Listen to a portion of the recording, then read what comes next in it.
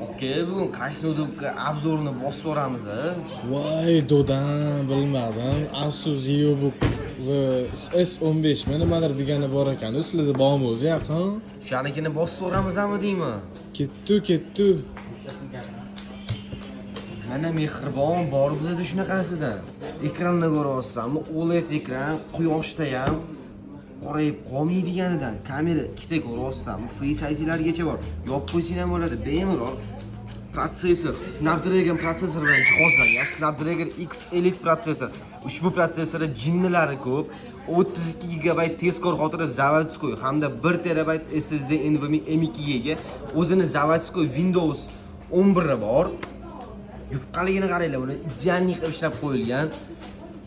1 kiloga 400 gram. Nima deyapti? Tez aloqaga chiqinglar, sun'iy intellektda do'dasi. Bo'ldi yaqin, mashina urib bering. Gap bo'lish